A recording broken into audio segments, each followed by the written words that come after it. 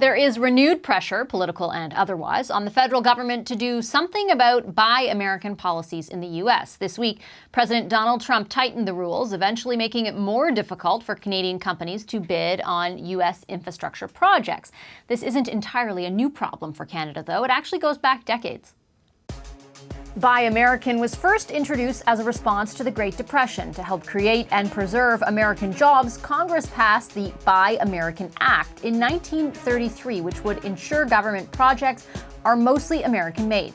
The rule is 50% of what's used to build a government-funded bridge or road has to come from American producers. That threshold existed under President Obama. Now, President Trump is raising it to 75%. What's more, the threshold will increase to 95% when it comes to iron and steel products. Now, there are loopholes. Canadian companies can apply for waivers and exemptions. Still, it's another roadblock for companies able to bid and build government projects. That market, those companies, they're valued at more than $200 billion.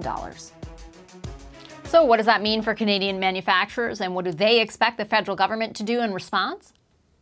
Dennis Darby is the president and CEO of Canadian Manufacturers and Exporters. He joins me now in studio. Hi, Mr. Darby. Great to see you. Good afternoon. So let's start with the impact from your perspective of Buy America, and specifically the changes we've seen lately. What do you think the impact currently is and might be in the future? Well, and I'm glad you said that, because it's nothing new. It's just an extension of what's already in place and has been in place for a number of years. And it is negative for Canada. It has an impact on Canadian businesses in the following way. By having requirements of U.S. content, what it does, it oftentimes is either makes it difficult for Canadian manufacturers to bid parts, components, whether you're making a bridge or you're making girders for highways or pipe. So when you look at it from the point of view of Canadian business, it makes it difficult because we don't have the same coming back. And it really is the antithesis to free trade, because the idea of our integrated markets, Canada-U.S. and Mexico as 25 years of NAFTA, the idea was that those kinds of barriers to trade were supposed to be removed. So the fact that the president announced his intention to increase it is worrisome and certainly something that we don't support. What are you hearing from members specifically about that increase? So the implication for a lot of companies is that if they want to be able to bid on infrastructure projects, to be able to provide components or materials, they will have to put more production in the U.S. And that's bad for Canadian businesses, bad for employees, but bad for businesses because they have to either find partners in the U.S. or cede some of the work to U.S. manufacturers, right? Because and that happens already today. Companies like Bombardier, companies like New Flyer have to put certain parts of their production in the U.S. only to meet the Buy America rules. Well, that's at 50%. At 75%, it would be very, very difficult. 95% on steel will have a huge chilling effect, which just like the tariffs on steel and aluminum, that really had a terrible effect on Canadian manufacturers, but also on the whole supply chain. Because I think what sometimes people forget, well, maybe Mr. Trump forgets, is that it is an integrated market. And so a lot of the same companies and it's a lot of the same components.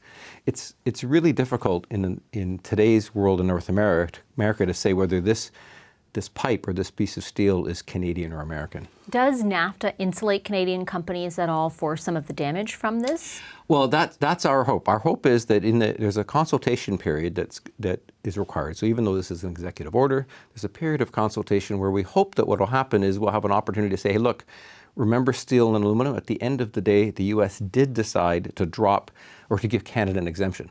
I think what's maybe missing sometimes is we aren't the target for the U.S. The U.S. is looking at other actors that bring in dumped materials from across the world, whether it's China or other parts of Asia. Canada gets caught on the crossfire. On steel and aluminum, it took a long time, over a year, but finally the U.S. said, okay, we'll give you an exemption. Hopefully we'll get that same kind of NAFTA exemption. It's going to require some work with the officials in Canada to make that case in the States. Beyond an exemption, I'm sure you're aware in the past week, since the Bombardier layoffs, it became a sort of political hot potato, a lot of disagreement between the federal Liberals and the Conservatives leading in Ontario.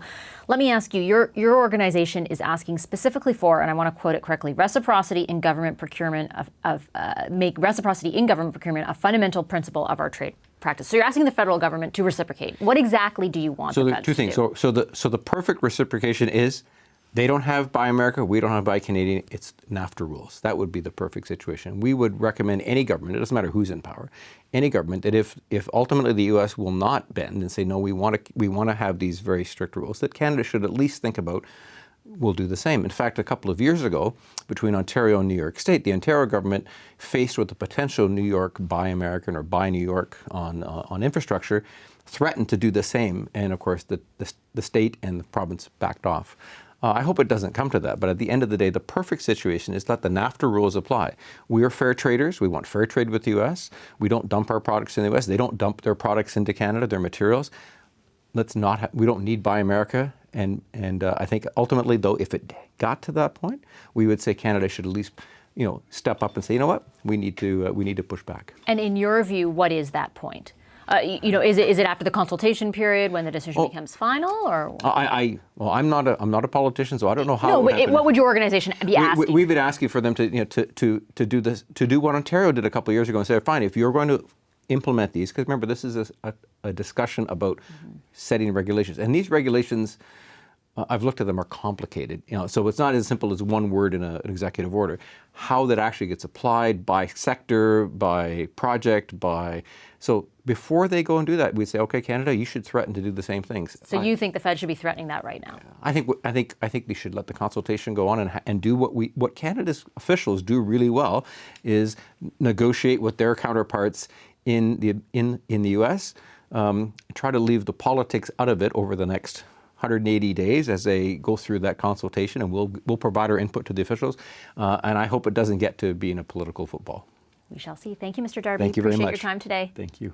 Hi, I'm Vashi Capellos, host of Power in Politics. See more of our show by subscribing to the CBC News channel or click the link for another video. Thanks for watching.